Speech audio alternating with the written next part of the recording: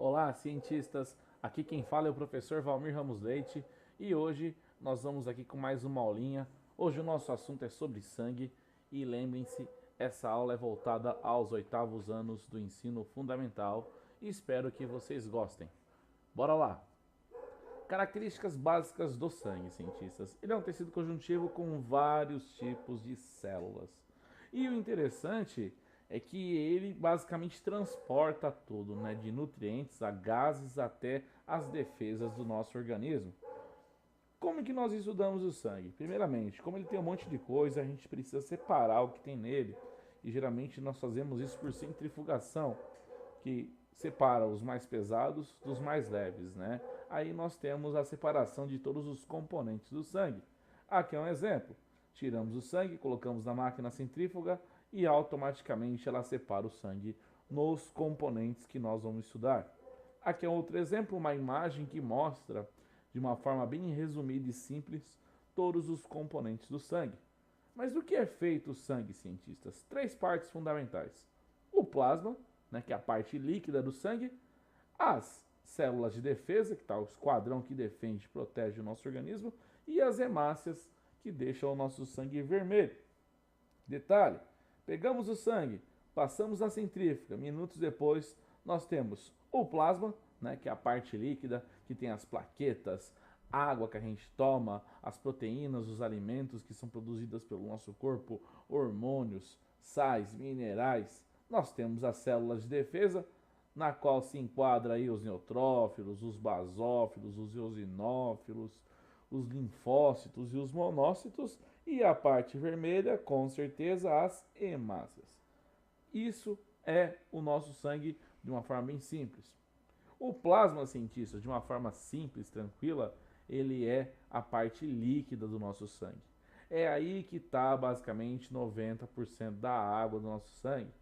Só um detalhe, pessoal: os valores que eu vou colocar aqui do plasma são variáveis. Quer ver um exemplo? É comum, às vezes, achar um plasma de uma pessoa 7% de proteínas.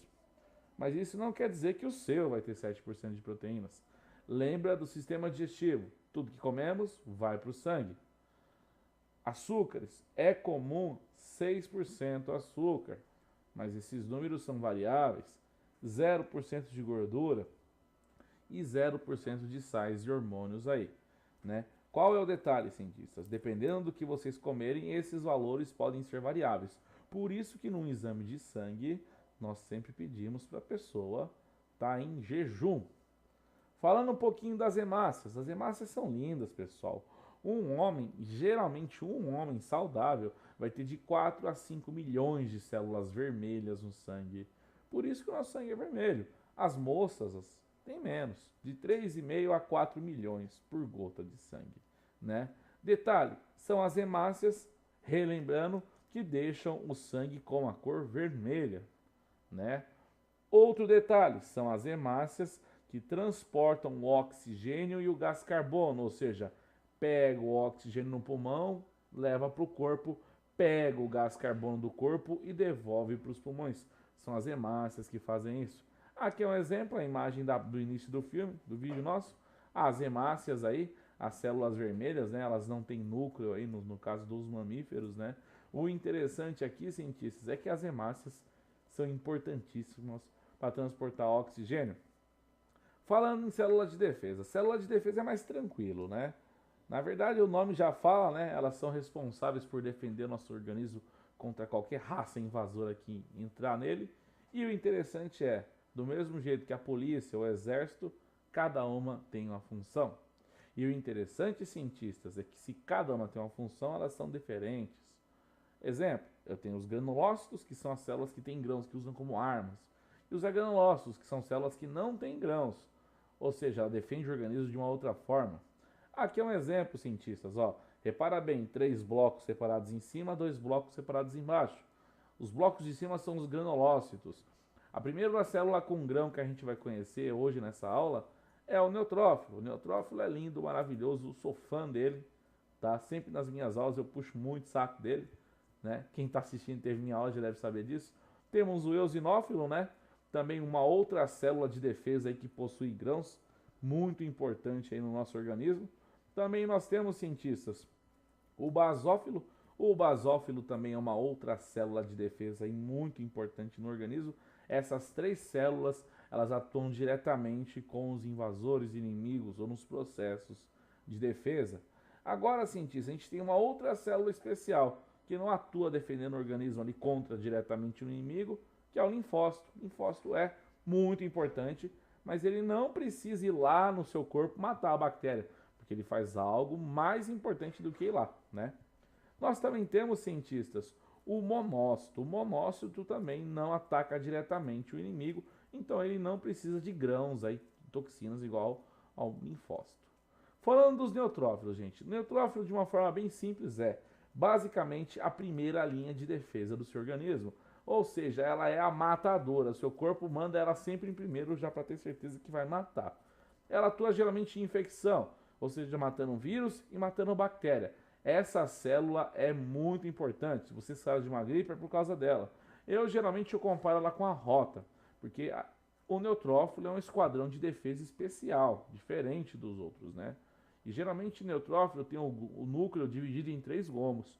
Por isso que ele é chamado de núcleo trilobular. 3 lóbulos, 3 gomos. Detalhe, repara bem nos grãos de toxinas que os neutrófilos utilizam aí. Essa é uma imagem bem simples de um neutrófilo, não é uma original. Agora nós estamos vendo aí uma imagem original de um neutrófilo. São mais imagens de neutrófilos. Mas cientistas, nós também temos os eosinófilos. Eosinófilos são células muito importantes, já que atuam, pessoal, contra os vermes, né, ou infestações causadas por vermes. Ao contrário dos neutrófilos, ele possui o núcleo com 2 gomos apenas, né? Repara bem, lembra ali até uma ferradurinha ou um fone de ouvido. Cientistas, eosinófilos são importantíssimos, tá? Outro detalhe, eosinófilo, pessoal, é atuante diretamente contra vermes, né? Tanto que o nível alto deles aí, como você vê nas imagens aí, é acusador de verminoses. Repara bem nos núcleos formados por 2 gomos, que lembram uma ferradura ou um fone de ouvido, tá? Nós também temos o basófilo, que é uma célula muito importante aí nas alergias, né, nos princípios alérgicos, nas infestações alérgicas. E geralmente, pessoal, o basófilo tem substâncias que ou inicia o processo imunológico que gera alergia ou inibe o processo de alergia, né? Lembra que a alergia é um processo de defesa do seu corpo contra algo que entrou, né? Então você vai ter uma célula especialista só em atuar nessa área aí. O basófilo possui um núcleo muito grande. Repara bem nessas imagens aí, cientistas, ó. Repara bem o quanto o núcleo de um basófilo é grandão aí, tá? Detalhe, algumas imagens aí de infestações alérgicas, tá? Mas imagens originais, tá? Temos também, cientistas, o linfócito, célula muito importante, já que é ela, cientistas, que ativa as outras células de defesa. O linfócito não ataca diretamente o inimigo, mas ele chama e convoca as células de defesa. Outro detalhe, linfócito tem um núcleo bem redondinho, bem bonitinho, tá? Se eu pudesse definir, gente, o X9, o linfócito, perdão, como uma função humana, ele seria basicamente, pessoal, o cara que avisa, tipo um X9, como se fosse a telefonista da Polícia Militar, que recebe a ligação e chama o esquadrão. Na verdade, pessoal, toda vez que você toma uma vacina ou fica imune contra a doença, são eles que deixam você imune. São eles que aprendem a reconhecer o inimigo. Na verdade, o linfócito, na minha concepção bioquímica, ele é a mais importante. Não desmerecendo as outras que também são muito importantes. Todas têm uma função. Só que a dele é, basicamente, avisar o corpo que está sendo atacado e invocar as células de defesa. Aqui é uma imagem original, né? Outras imagens originais aí. Repara bem, cientistas, que ele tem um núcleo bem redondinho e bem bonitinho. Monócito, tá? O monócito, pessoal, é diferente de tudo, já que o monócito, pessoal, ele pode dar origem às outras células de defesa. Só um detalhe muito importante, pessoal. O monócito em si, ele não dá só origem às células de defesa, ele pode dar origem aos macrófagos e ao megacariócito que vira plaqueta. Só que quando ele vira uma vez, já era. Ele é tipo como se fosse, cientistas, um coringa no PIF que consegue substituir uma carta. O monócito é essa célula, ele é muito especial. E o núcleo dele tem meio que um formato de um salamito, né? Uma salsichinha, tortinha, né? Detalhe, cientistas, células muito importantes, né? Não desmerecendo elas, mas os linfócitos dizem para eles o que eles devem virar. Então, também é uma célula que só atua se tiver a atuação do linfócito aí no processo. Algumas imagens originais. Detalhe importante, cientistas, precisamos agora entender os mecanismos de defesa. Na verdade, pessoal, você só está vivo hoje assistindo esse vídeo porque isso acontece no seu corpo. Geralmente o mecanismo de defesa acontece sempre que necessário. E o interessante é que as células de defesa precisam trabalhar em conjunto. Se uma falha, todas falham. O linfócito chama, mas se não tiver um processo, todo conjunto de ataque e defesa, não funciona. Como funcionam as defesas do nosso organismo? Geralmente, cientistas, quando o nosso tecido é atacado, o tecido, de alguma forma, vai avisar os linfócitos. Os linfócitos, eles ficam no sangue, tá? Eles avisam quimicamente, né? Liberando substâncias químicas. Quando os linfócitos são avisados de uma forma bem grosseira, os linfócitos produzem substâncias químicas que vão chamar as células de defesa até onde ele está. Aí, as células de defesa estão na veia, elas vão se contorcer toda e fazer a diapedese e ir até o tecido. Quando as células de defesa chegam até o tecido, elas reconhecem o inimigo e elas, por fagocitose, elas vão devorar. Quando elas morrerem, vira o pus. Aqui é um exemplo, linfócito, algumas hemácias. Repara bem aqui, cientistas, entra um graveto, certo? O graveto está cheio de bactérias, as bactérias começam a se proliferar no graveto e essas bactérias destacadas em roxo, uma animaçãozinha simples que eu fiz, saem para o tecido. Quando essas bactérias saem para o tecido, cientistas, elas começam a basicamente se alimentar, a produzir, a causar infecção. O tecido percebe isso, ele vai produzir a histamina, que é um vasodilatador. Vai aumentar o vaso, causar o edema, e logo em sequência o tecido vai produzir a heparina. A heparina basicamente vai funcionar como uma mensagem. A heparina, cientistas, ela vai passar pela abertura dos vasos deixada pela histamina.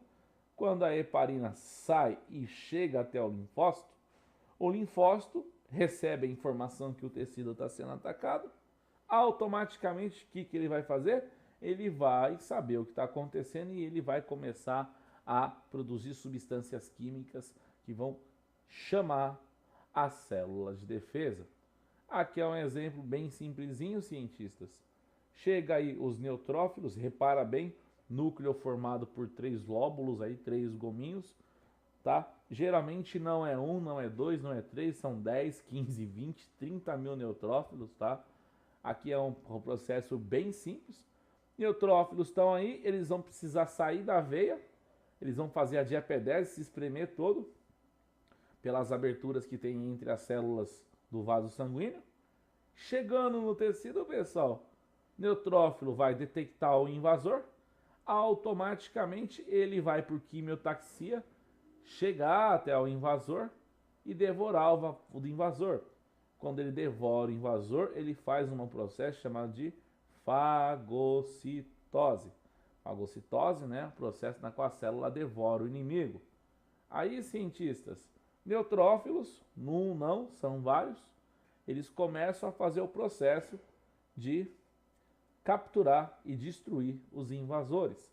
Lembrando sempre, pessoal, um neutrófilo aí consegue matar vários invasores.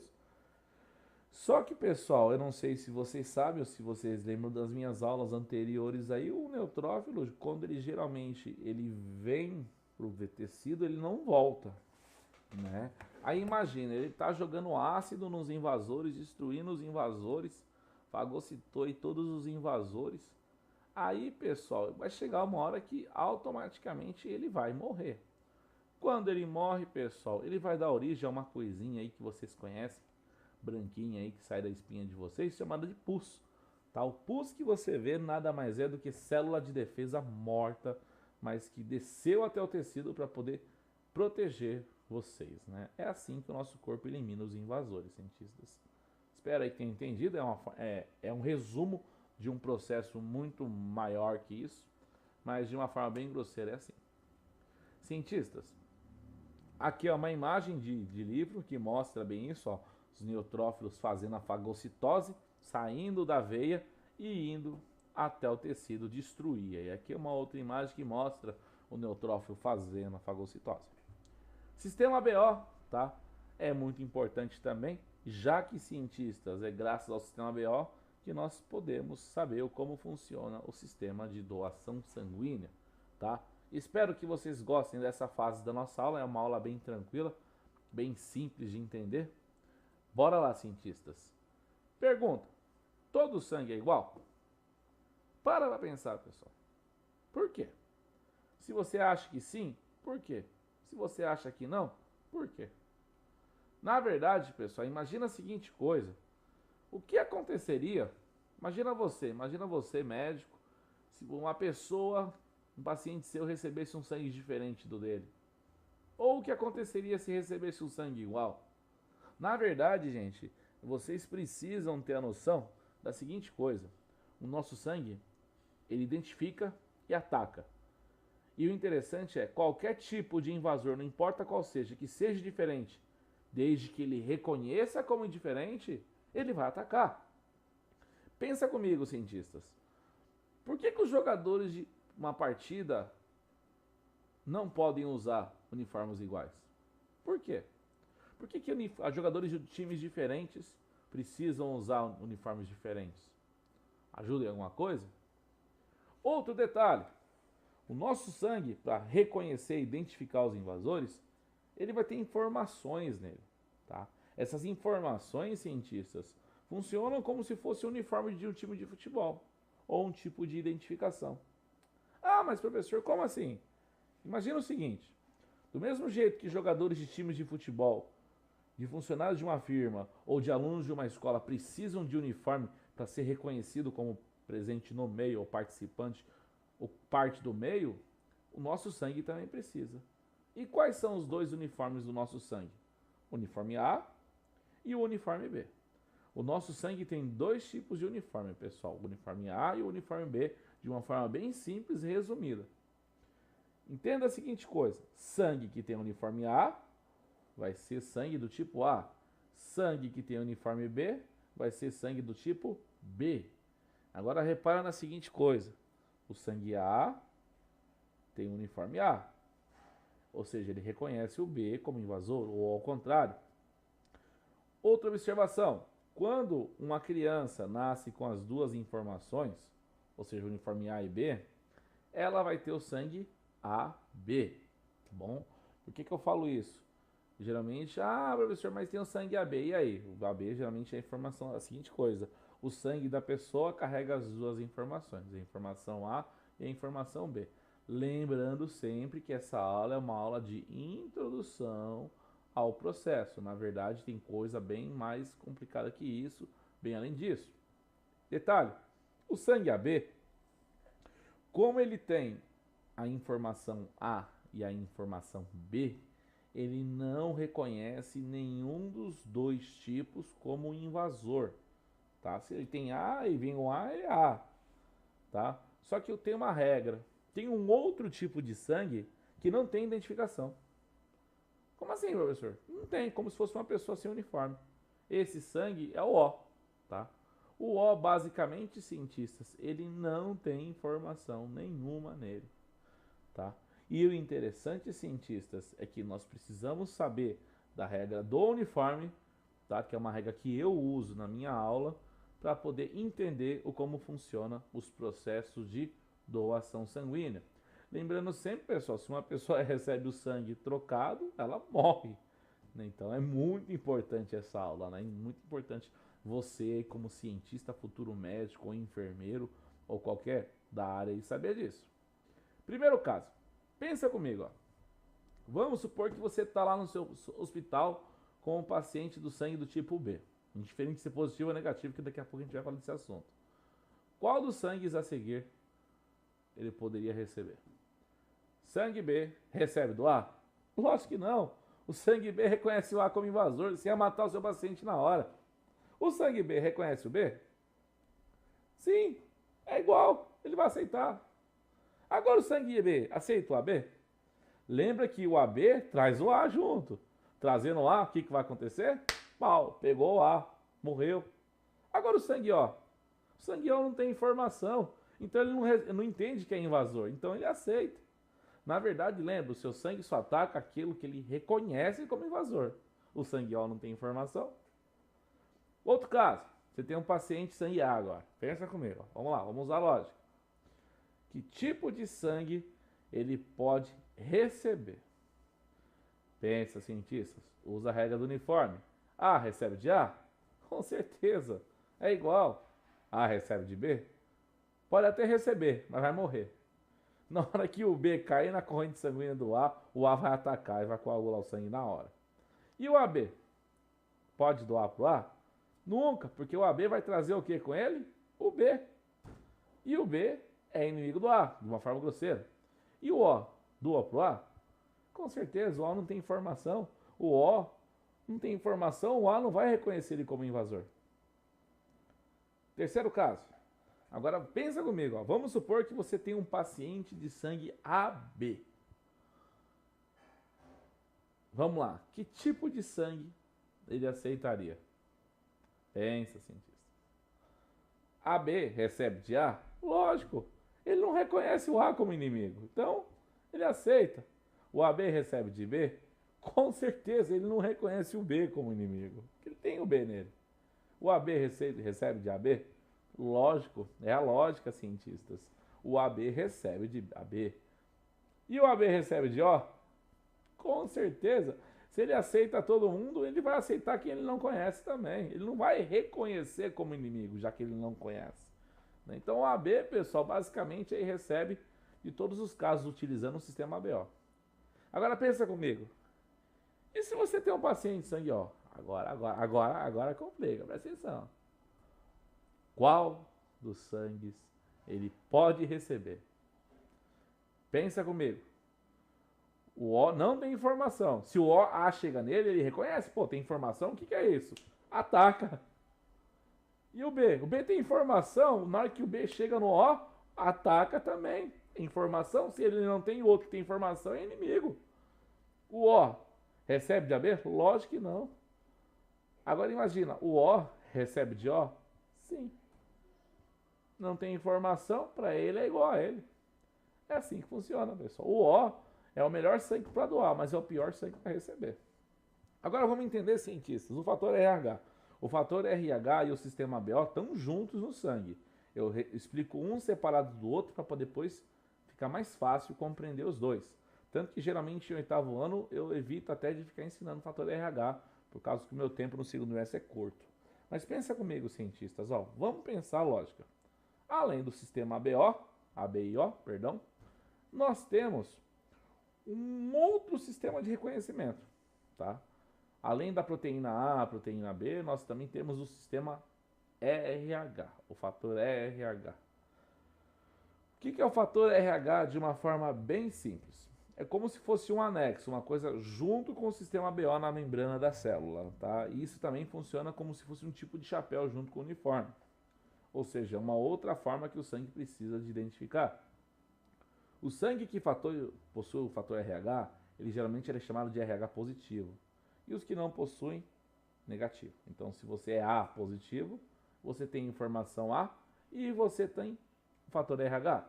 Repara aqui na seguinte coisa, ó. Sangue A possui a proteína do fator RH. Automaticamente ele vai ser A positivo. Agora, se o sangue A não tem a proteína do fator RH, automaticamente ele vai ser negativo.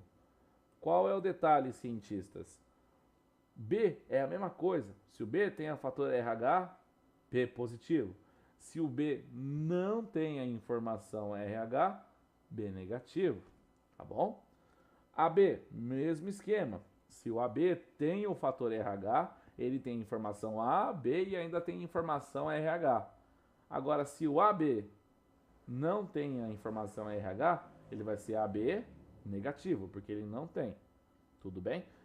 Cientistas, imagina a seguinte coisa, ó. Se o sangue AB tem o fator RH, é sinal que ele é AB positivo. Se o sangue não tem o fator RH, ele é AB negativo. Relembrando alguns processos, o sangue é feito para atacar. Isso eu já mostrei lá no começo, cientistas. Toda vez que o invasor que seja diferente, que desde que ele reconheça, ele vai atacar. O seu sangue só ataca aquilo que ele reconhece como inimigo. Se o seu sangue não reconhece como inimigo, ele não vai atacar. Tá? O seu sangue não reconhece como igual. Ele ou reconhece como inimigo ou simplesmente não reconhece. Se ele não reconhece, ele não se defende. Se ele reconhece, ele se entende. Agora vamos entender, pessoal, como isso funciona. Ó. Pensa comigo. Ó. Sangue A positivo. Tem a proteína A, tem a proteína RH. Sangue A negativo. Só tem a proteína A. Se o sangue A negativo for para o sangue A positivo, ele recebe? E aí? Com certeza, pessoal. Sabe por quê? Porque ele tem a proteína A, o outro tem. Não reconhece. Agora, e se for o contrário? Sangue A positivo doa para o A negativo? O A negativo não tem a proteína. Se o sangue A positivo vir com a proteína, o sangue A negativo reconhece a proteína e já sabe que é invasor. Já sabe que é diferente. Então ataca ele, pessoal. Qual é o detalhe? Sangue A positivo recebe de negativo, mas sangue A negativo não recebe de positivo. Mesmo esquema, ó. Sangue B positivo tem a proteína B, tem um fator RH. Sangue B negativo tem a proteína B, mas não tem um fator RH. Sangue B negativo recebe de positivo? Não, perdão. Sangue B positivo recebe de B negativo? Vem o B. Como não tem a proteína, aceita. Agora pensa comigo. E se for o contrário? O sangue B positivo pode doar para o B negativo? Lembra que o B negativo não tem a proteína RH. Se o B positivo vem, o B negativo vai fazer o quê? Ele vai, cientistas, reconhecer a proteína que é diferente e vai saber que é invasor. Então, sangue B positivo não pode doar para o B negativo. Tá bom? Observações rápidas, pessoal. Tudo isso é a ideia de reconhecimento. Lembra que o fator RH positivo, pessoal. Lembra lá, RH positivo é sinal que eu tenho a proteína RH. Pensa comigo, ó. Se eu tenho o RH positivo, eu tenho a proteína. Então, RH positivo para mim é igual. E o RH negativo, como não tem a proteína, eu não sei se é inimigo, eu não ataco. Agora o RH negativo, pessoal, ele não tem a proteína. Se o RH negativo entrar em contato com o RH positivo, ele recebe, ele entende que é diferente dele. Porque ele não tem aquilo, mas está vindo alguma coisa que tem. Ele ataca. Só que, como o RH negativo não tem, ele não reconhece como invasor. Repara bem na coisa, ó. RH positivo aceita de positivo e aceita de negativo. E o RH negativo só aceita de negativo. Ele não aceita de positivo. Então toma cuidado nessa ideia. O fator RH também é uma informação. Agora vamos lá, cientistas. Ó. Vamos para o nosso quinto caso. Você tem agora um paciente de sangue B positivo. Qual dos tipos de sangue ele pode receber? Sangue B positivo e os doadores estão aqui, ó. Doador A positivo, ou seja, tem a informação A e tem o RH. A negativo.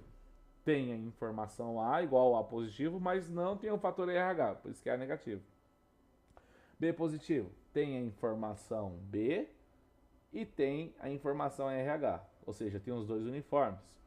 B negativo, só tem o uniforme B, não tem o RH. O AB negativo tem o uniforme A, tem o uniforme B, mas não tem o uniforme RH.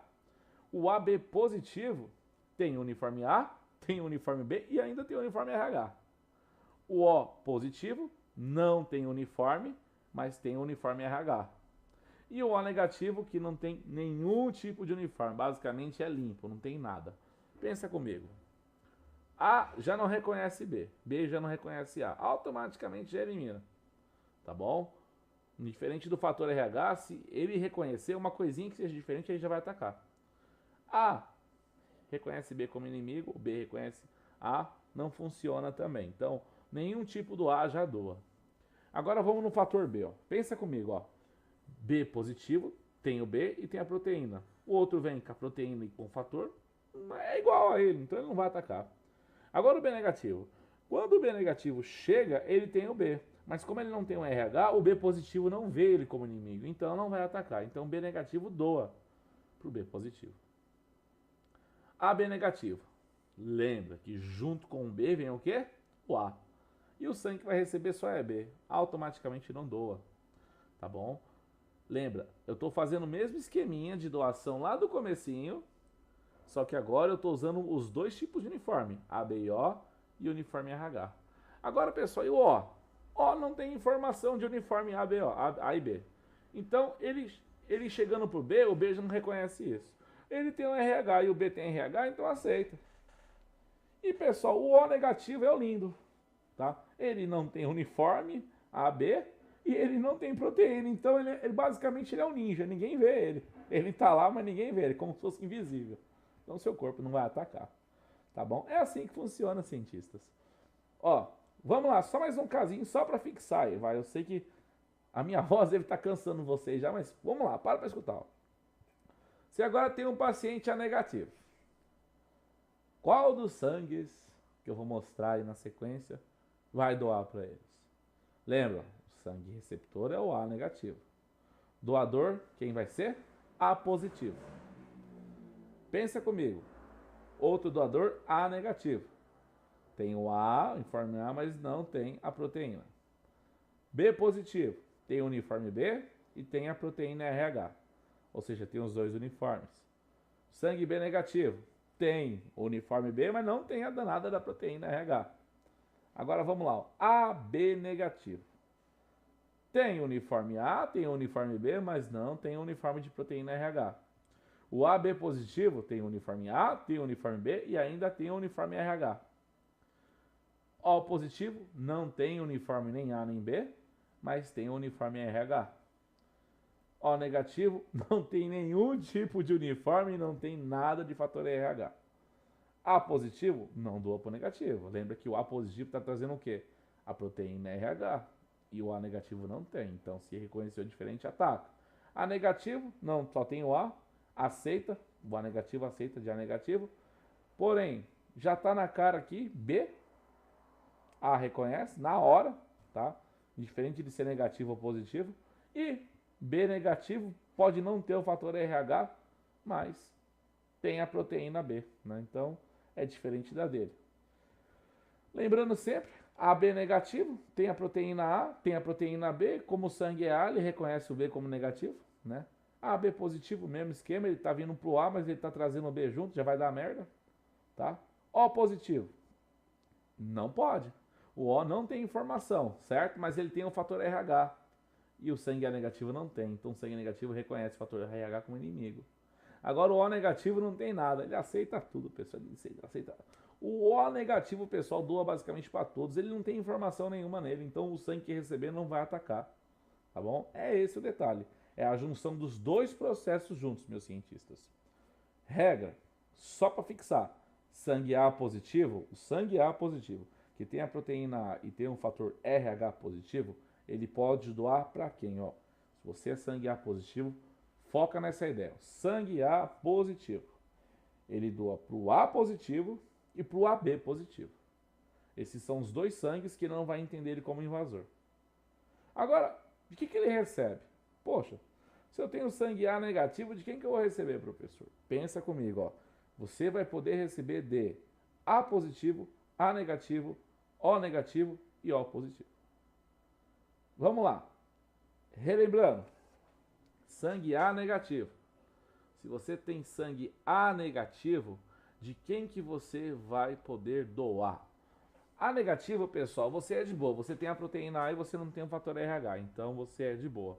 Você pode doar para o A positivo, para o A negativo, para o AB negativo e para o AB positivo. Você doa. Agora, de quem que você recebe? Só do A negativo e só do O negativo. Entendeu? Ter sangue negativo é bom para doar, mas para receber não é muito bom não, tá bom? Imagina a seguinte coisa. Vamos lá. Ah, mas eu não sou sangue A, professor, eu sou sangue B. Pensa comigo. Se você é sangue B positivo, para quem que você pode doar? Lembra, o seu sangue não pode ser reconhecido como invasor. Para quem que você vai doar? Para o seu B positivo e para o AB positivo, tá? É isso que você pode doar. Agora, de quem você recebe? Para e pensa comigo. Quem o seu sangue não entenderia como inimigo? Basicamente, B negativo, B positivo, O negativo e O positivo. São os 4 sangues que você pode receber. Ah, mas e se eu for? Não, tem um monte de sangue. Poxa, se você for sangue B negativo, vamos lá, pensa comigo. B negativo. O sangue da maioria da população do Brasil. Estipulações, tá? O sangue B negativo pode doar, pessoal, para o B positivo, para o B negativo, para o AB negativo e para o AB positivo. Tá bom? Você pode doar para esses 4 tipos de sangue. Ah, tá. Então de que eu recebo, professor? Pensa comigo. Se o seu sangue tem a proteína B e não tem o fator RH, você só pode receber do B negativo e do O negativo. Tá bom? Ter sangue B negativo é sinal que você tem que tomar cuidado aí também, tá? Não só esse, mas como os outros também. Agora, tá bom, professor. E se eu for AB negativo? Se você for AB negativo, você tem que entender a seguinte coisa. Você tem a proteína A, tem a proteína B, mas não tem o fator RH. Para quem que você vai doar? Para todos os AB negativo e para todos os AB positivo. Tá bom? Só para esses dois. Agora, e se você for querer receber? Você vai basicamente receber do A negativo, tá bom? Do B negativo, do O negativo. Você recebe basicamente desses 3 cientistas, tá bom? Qual é o detalhe desses 4, perdão? A negativo, B negativo, AB negativo e O negativo. Perdão, desculpa. Outro detalhe, você tem AB positivo. Se você tem AB positivo, você tem tudo. Você tem tudo. Então, qualquer coisa que tiver lá fora, lá, pensa comigo, ó, se você tem AB positivo, você tem as 3 coisas juntas. Você só pode doar para você mesmo. Ou para alguém que tem um sangue igual ao seu. Mas e se você for receber? Gente, imagina só, você tem a proteína A, você tem a proteína B e você tem o fator RH. Você basicamente recebe de todo mundo, gente. Você tem tudo. Então, tipo assim, qualquer coisa que vier, você não reconhece como inimigo. Você tem tudo, então, basicamente, o outro sangue vai ter o que você tem. Agora, vamos lá. Vamos para os casos agora mais chatinho para receber. Ah, professor, eu tenho sangue lá, eu tenho sangue lá, O positivo. Então, vamos pensar a seguinte coisa, ó. Você tem sangue O positivo, para quem você vai doar? Você vai poder doar pro A positivo, pro B positivo, pro AB positivo, pro B positivo, pro A positivo e pro O positivo. Então você pode doar para esses 4 tipos de sangue. E de quem você vai receber? Você só pode receber ou do O negativo ou do O positivo. Tá bom? Ter sangue O é a facilidade para doar, mas para receber é um pouco chato. Ah, e se eu for então O negativo? Gente, se você for O negativo, você não tem proteína AB, perdão, e você não tem fator RH. Então, o seu sangue não tem informação nenhuma. Sabe para quem que você pode doar? Para todo mundo, cara. O seu sangue, basicamente, ele é como se fosse invisível para o sistema de defesa. Para todos os tipos você pode doar. Você não tem informação? Agora pensa comigo. De quem você vai receber? Ixi. Qualquer tipo de informação que estiver no outro sangue do cara, ele vai estar, você vai atacar, você vai reconhecer. Você só pode receber de você mesmo. Você só pode receber de sangue O negativo. Tá? Então toma cuidado, pessoal. Sangue, o melhor sangue. Pensa na seguinte coisa: o melhor sangue para doar, o sangue O negativo. O sangue O negativo, basicamente, é doador universal. Tá bom? O AB positivo, ele é receptor universal, ou seja, cientistas, ele recebe basicamente de todos os tipos sanguíneos. Espero que vocês tenham gostado dessa aula. Ela foi um pouco longa, cientistas. Muito obrigado. Obrigado por vocês serem essas pessoas maravilhosas que eu gosto tanto. Outro detalhe, cientistas, se inscrevam no nosso canal, tá? Dá uma força aí pra gente divulgar ciência, tá? E nunca esqueçam, pessoal, faça a diferença, divulgue a ciência, mude esse mundo e torne esse mundo melhor. Muito obrigado. Até mais, pessoal.